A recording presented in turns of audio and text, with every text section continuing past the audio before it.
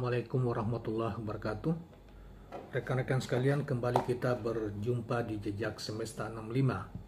Saya berharap bahwa kita semua selalu dalam lindungan Tuhan Yang Maha Kuasa, sehingga kita dapat melaksanakan kegiatan kita sehari-hari dengan lancar dan baik.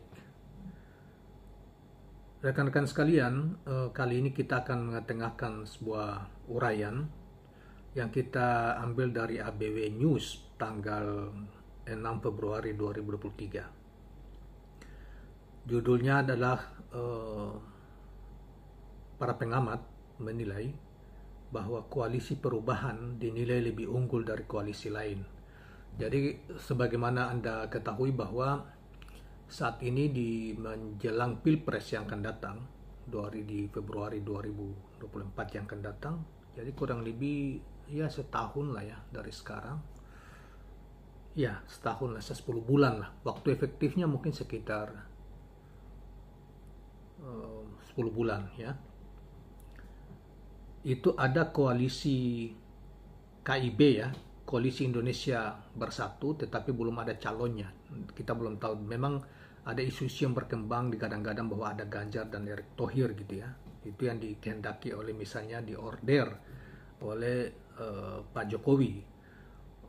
Kemudian ada koalisi Gerindra dan PKB, yaitu Pak Prabowo sama PKB. Sampai sekarang baru Prabowo yang dideklarasikan sebagai calon presiden, namun wakilnya juga belum. Kemudian diduga PDIP sendiri ya, karena PDIP memang secara presiden threshold dia memenuhi syarat sendiri, bisa mengajukan calon presiden dan wakil presidennya sendiri. Dan koalisi Indonesia, koalisi perubahan ya,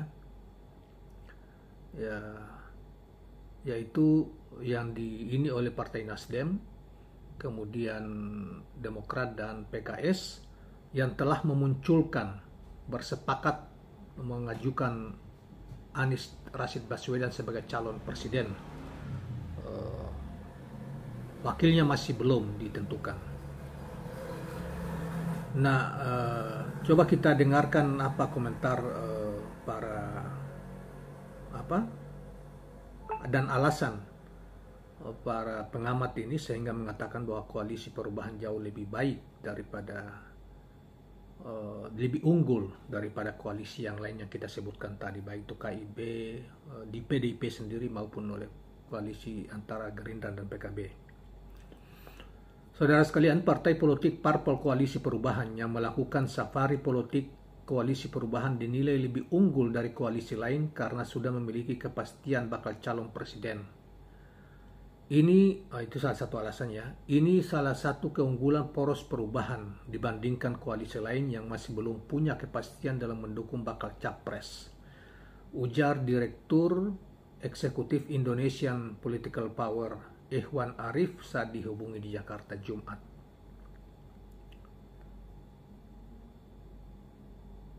Safari politik yang dilakukan oleh Nasdem, PKS, dan Demokrat di Koalisi Perubahan dinilai menjadi sebuah keseriusan ketiga parpol tersebut dalam mendukung Anies Baswedan sebagai bakal capres potensial. Ketiga partai semakin percaya diri setelah secara terbuka mendeklarasikan dukungannya kepada Anies. Hari ini poros perubahan lebih unggul dibanding koalisi lain yang belum mendeklarasikan bakal calon capres masing-masing. Safari politik yang dilakukan oleh parpol di dalam koalisi perubahan juga sekaligus menegaskan bantahan terhadap isu retaknya koalisi pendukung Anies. Safari politik menunjukkan soliditas ketiga partai dalam mengusung Anies Rashid Baswedan. Menurut saya, safari politik yang dilakukan ketiga partai sebagai bentuk balasan langsung terhadap isu-isu yang mengatakan poros perubahan renggang setelah PKS dan Demokrat secara resmi mendeklarasikan Anies Rashid Baswedan, ujarnya. Ya gitulah kawan-kawan sekalian, itu menurut penilaian seorang pengamat tadi ya tentang, dan sebetulnya seperti dikatakan oleh Pak Surya Paloh ya, waktu kampanye yang disiapkan oleh KPU itu kan kurang lebih hanya kurang lebih 2 bulan 10 hari. Itu tidak cukup di Indonesia sangat besar. Sekurang-kurangnya itu 3 bulan mestinya. Jadi kurang lebih ya bukan 3 bulan lagi, harus lebih atau setengah tahun lah. 4 bulan kayak apa untuk kampanye, untuk roadshow, memperkenalkan calon presiden dan wakil presiden itu kepada masyarakat luas dan menyampaikan pandangan-pandangan atau visi misinya ketika kalau menjadi capres terpilih, mereka buat apa dengan Indonesia ini, atau menyampaikan bahwa gagasan mereka tentang Indonesia ke depan gitu loh. Program-programnya, bagaimana program pengentasan kemiskinan, bagaimana penanganan pertahanan keamanan kita, bagaimana eksploitasi sumber daya alam kita dan lain sebagainya. Itu dan bagaimana tentang pandangan mereka tentang pembangunan demokrasi, pembangunan sumber daya manusia dan lain sebagainya. Itu harus disampaikan seorang presiden dan wakil presiden. Nah, oleh karena itu apa yang disampaikan oleh apa yang dilakukan oleh Nasdem, jauh hari telah mendeklarasikan Anies sebagai bakal presiden. Ya, kemudian Anies setelah bertugas selesai masa jabatannya di DKI, kemudian mulai melakukan roadshow ke daerah-daerah untuk menyampaikan pandangan-pandangannya, bersilaturahmi dengan masyarakat, supaya masyarakat mendekatkan jarak masyarakat dengan pemimpinnya, calon pemimpinnya, sekaligus yang bersangkutan bisa mendengarkan apa-apa yang dikeluhkan oleh masyarakat selama ini, yang masih kurang. Nah, jadi orang kemudian misalnya kalau kita perkenalkan ya, calon itu terlalu dekat dengan waktu pemilu, terus kesempatan tuh dikenal orang, kesempatan tuh menyapa masyarakat bagaimana, apalagi di kampanye yang cuma 70 hari di Indonesia begini luas, dengan tingkat masyarakat yang kurang lebih 275 juta orang. Nah, karena itu benar, dalam sisi ini memang benar.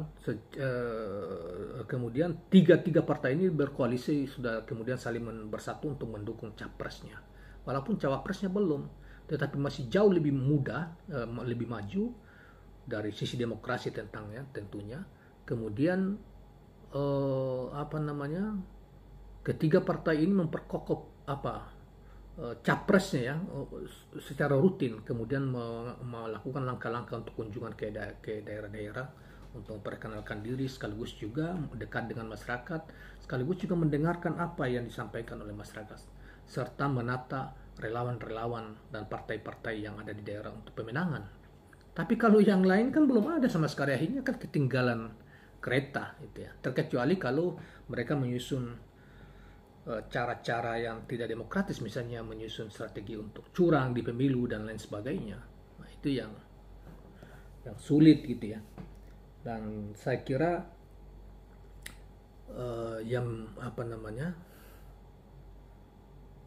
jangan sampai terjadi pemilu yang curang gitu ya. Kita mengabaikan hak suara rakyat dan lain sebagainya.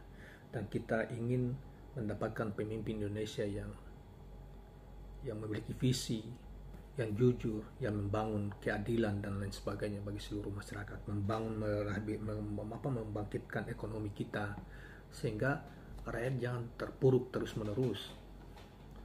Nah, demikianlah kawan-kawan sekalian, pada kesempatan ini kita hadirkan satu isu tentang masalah itu, dan terima kasih atas perhatian Anda.